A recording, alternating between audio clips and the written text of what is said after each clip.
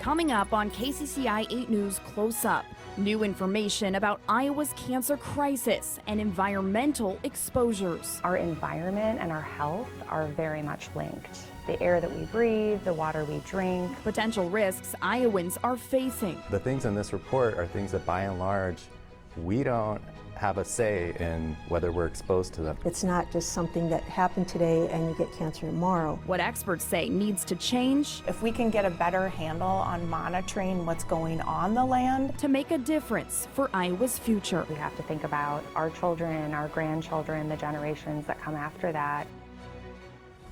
You're watching KCCI 8 News Close Up. Iowa has one of the highest cancer rates in the country, and a lot of people are asking why and what we can do about it. A new report takes a closer look at whether our environment could be part of the answer. Good morning. Thanks for joining us for KCCI 8 News Close Up. I'm Chief Political Reporter Amanda Rooker.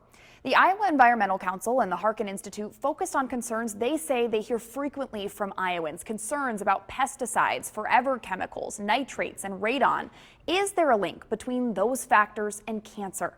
KCCI Chief Investigative Reporter Suzanne Benke sat down with the report's authors to talk about what they found.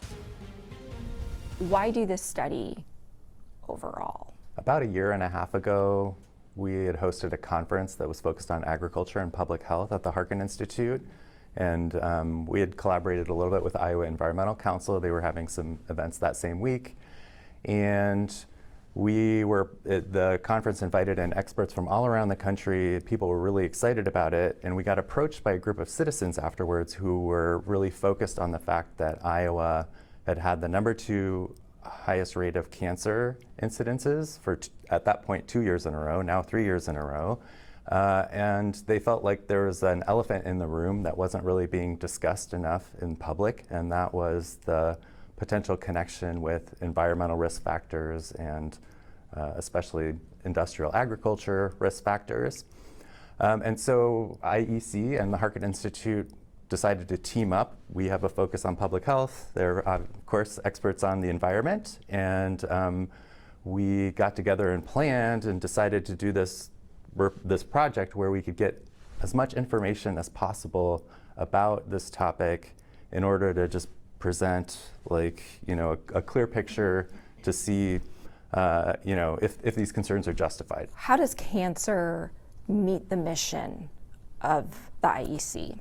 One thing that is really clear and that people have understood for a long time is that our environment and our health are very much linked. The air that we breathe, the water we drink, all of those elements become a part of our body and they can impact it in a lot of different ways. We went to 15 different communities in every corner of the state, and in particular in rural areas where smaller communities, everybody knows everybody. We had a lot of turnout, especially in rural areas, and people sharing stories about, week after week walking into the local Casey's and just seeing another cancer benefit, another obituary, just again and again. And people, as we went from place to place, it felt like starting to sort of realize, oh, maybe this isn't normal. This has become normal and it should not be normal. And that was something that really struck us as well and really motivated us to keep going. We know we have a cancer crisis. How does the water quality issue intersect with that? when we're looking at pesticides, PFAS, nitrate, even radon. We know that drinking water is a potential pathway for each of those contaminants. Some of those contaminants are more prevalent, some of them are not. Some of them we don't have testing for yet. The section on pesticides and cancer, what is it that you would want? There's so much in there, but what's the overall message? Iowa uses a lot more pesticides than almost anywhere in the country. We, pound for pound, we have the 4th highest use of pesticides. And that even compares to states like California, right, which have much more square footage than we do to put those pesticides on. And the pesticides that we use the most, glyphosate, acetochlor, and atrazine, Acetylchlor and atrazine have been banned in the European Union for many years because of known toxicity. Glyphosate has been categorized as a probable human carcinogen. For glyphosate in particular, Iowa uses more glyphosate than any other state uses of any pesticide. We are really an outlier in our use of pesticides, and that is related to the kinds of intensive cropping systems that we use here, and the way that companies have really marketed pesticides for a lot of different inappropriate uses over time. Could we talk about nitrates? I have done a lot of learning on nitrates in the last year. How does that play a role here in this report? Again, the evidence is really compelling on the connection, the increased risk of certain types of cancers related to nitrates, as well as some studies have shown birth defects related to nitrates. And the standards that are currently set at 10 milligrams per liter are based on research that is very outdated, and it was set based on protecting newborns and infants under the age of 6 months from a condition called methemoglobinemia. If you look at the report, there's not only many studies that show that levels of nitrate below 10 milligrams per liter are connected to certain types of cancer, but there's also really high quality studies. So there was a study from Denmark that looked at over 1.2 million people over a long period of time and had very precise linkages to the nitrate levels in their drinking water. Moving from nitrates into radon. This was, the radon chapter is a little bit of a departure for the IEC, correct? Yeah, when we went and did listening sessions all over the state, we particularly heard from county public health officials who were really struggling with getting the word out on radon. Radon, because it is so prevalent in Iowa at high levels in many homes, is sort of a background risk factor that many of us deal with. So when we start to put these other elements on top of it, it's something that if we could address that at a baseline level, it could maybe start to make a difference. Last chapter, it felt like, and now here are all the other things. What is the summary of that chapter? During the listening sessions, we heard that legacy land contamination in specific communities and air pollution was of utmost concern for Iowans. And so we felt it was really important to include some of the information because Iowans are so concerned about those issues. But on the opposite hand, because it is so community-based, the contamination really varies by community to community when we're talking about Superfund sites or that legacy land contamination or a location near an air polluting source, that it's harder to pinpoint for the entire state, and so that's why we wanted to focus on these separate sections. These are the things you need to consider when you're looking at your own community and your own exposure. When Close Up returns, what this panel wants lawmakers to hear and the changes they say could help protect Iowans from cancer.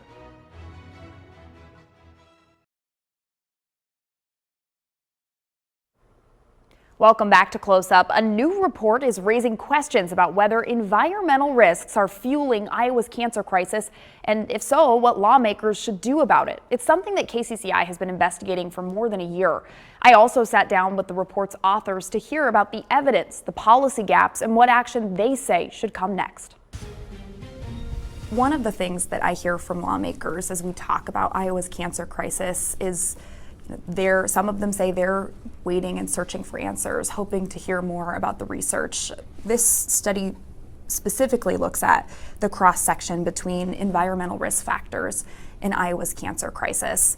What do you want lawmakers to know about the link between environmental risk factors and Iowa's cancer crisis and the evidence and research you feel this study provides? I think it's important to start with the knowledge that cancer is multifactorial and that we have taken a look at lifestyle risk factors and that the environmental risk factors, there is research out there, which is what we were hoping to show with this report, but it's a really complex mathematical equation for how someone gets cancer, and we have to make sure that we're looking at every single variable that contributes to someone's cancer risk and not leave out an important variable like environmental risk factors. You know, that's part of the complexity of trying to find the cure for cancer. Is it's not one disease, and the risk factors vary by type of cancer, and so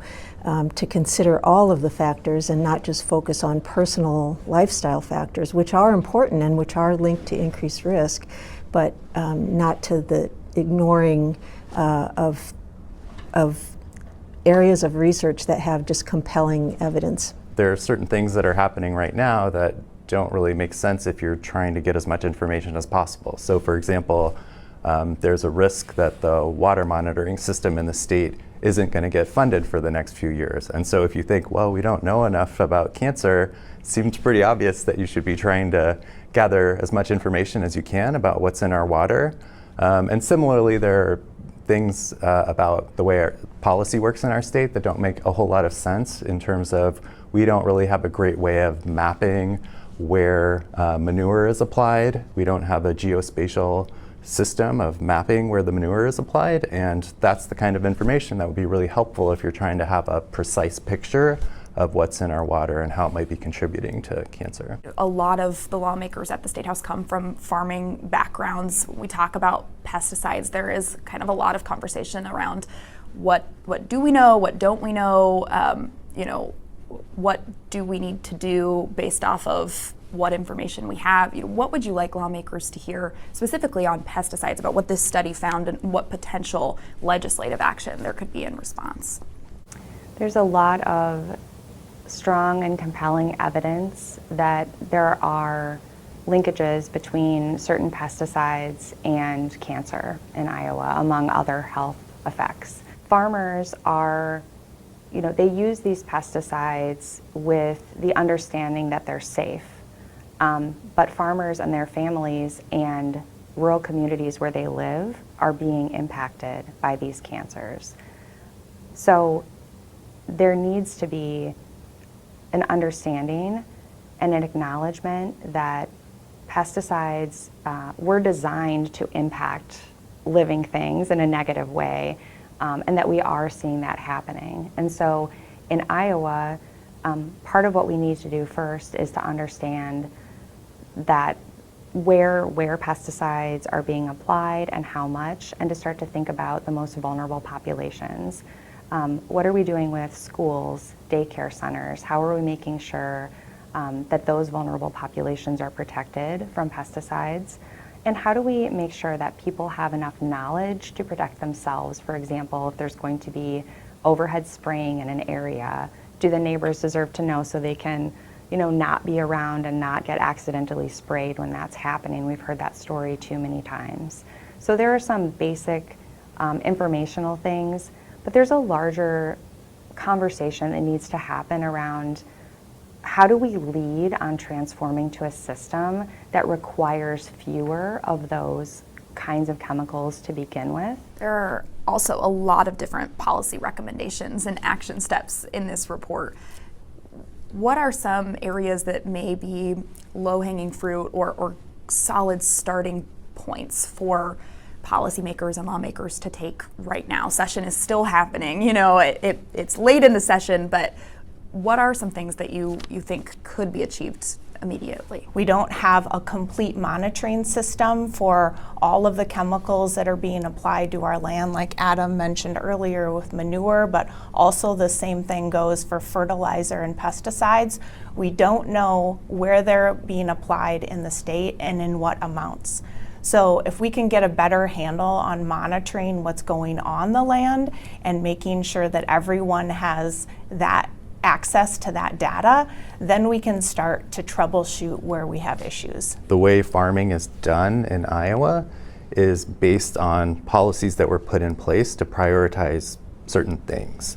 And unfortunately, what's being prioritized now doesn't really include public health. And so I feel like the recommendations in this report are a way of ensuring that public health is one of the things that is taken into consideration whenever we're setting policy around agriculture. We've heard from people in communities across the state that this is the most important issue in their lives that they want to see solved.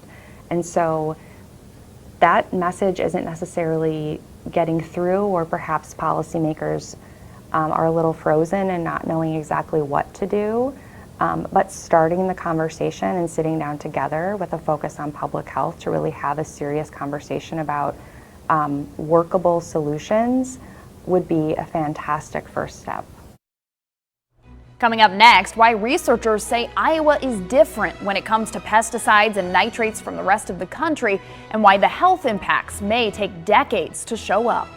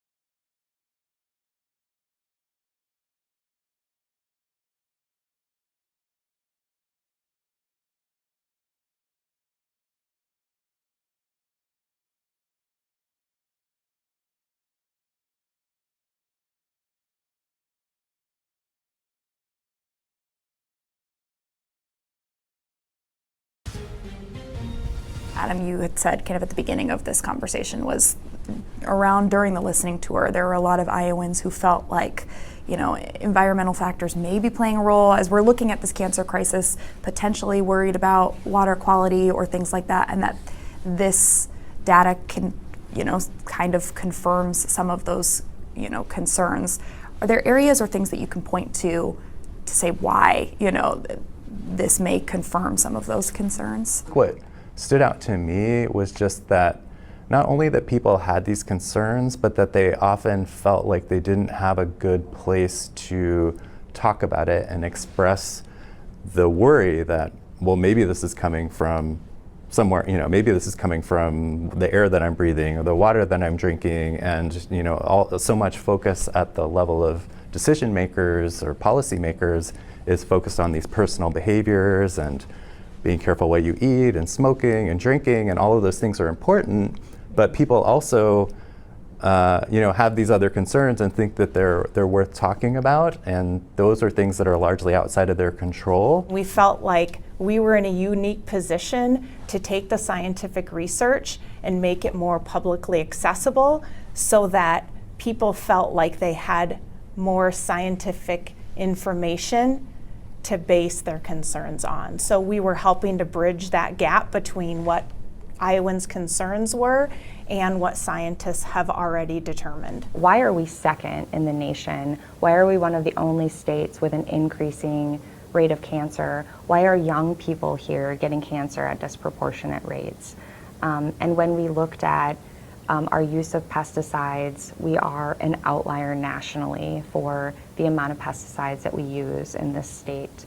When we looked at nitrate, we are an outlier nationally for the amount of nitrate that ends up in our drinking water.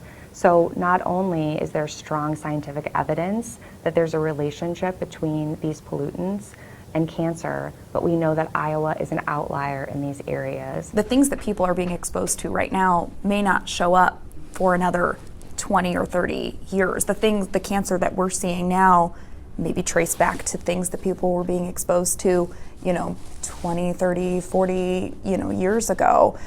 Does that make you think at all about the urgency of, what we may need right now, and also what we don't know and the impact that it may be having kind of in a long-term way? We have an understanding that this problem developed really over decades, and it's going to take time to fix.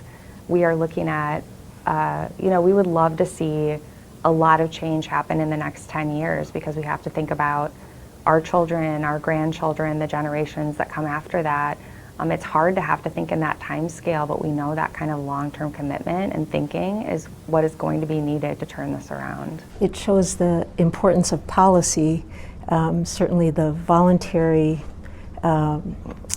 limits that are in place are not being effective in making a difference, and so having policy that actually has weight to it is critically important. It's scary that we're seeing these trends, that it's really in younger people especially where a lot of the growth in cancer in Iowa is occurring.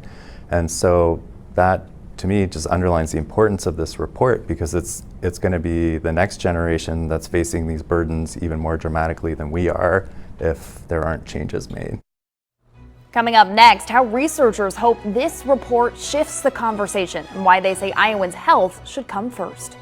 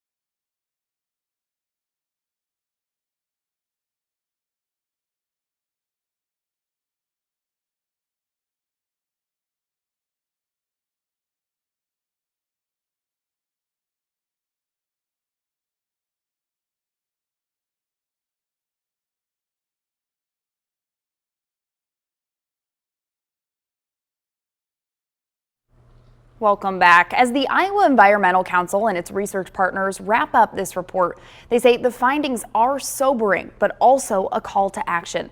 They say they hope the science can move the conversation beyond politics and toward meaningful change for Iowans. I want to say how proud I am of the work that the Harkin Institute is doing in collaboration with the IEC and all of the researchers who were involved, and the critical importance of independent information that doesn't swing back and forth, but it looks for the truth in what the scientific evidence has been really clear in showing. The Harkin Institute, we feel really fortunate to be at Drake University, where we have so much support from leadership of, being able to investigate issues without fear of political pressure or any sort of top-down influence, but just following the facts and looking at the results. Now that we know better, we can do better. We need to found our work in science, but then go from here and educate and change policy to make a difference. So it might be overwhelming when you look at the whole report, but I'm really hopeful about the fact that this report can be a great launching off point for change across the state. Almost everyone in Iowa at this point has had a close encounter with cancer in their own families or for themselves. And regardless of what political side you may identify with, this is a personal issue for people. And you can find a link to the full report on our website, kcci.com. Just click on the Politics tab and then Close Up. Thank you for joining us this morning. We'll see you back here next Sunday. Have a great day.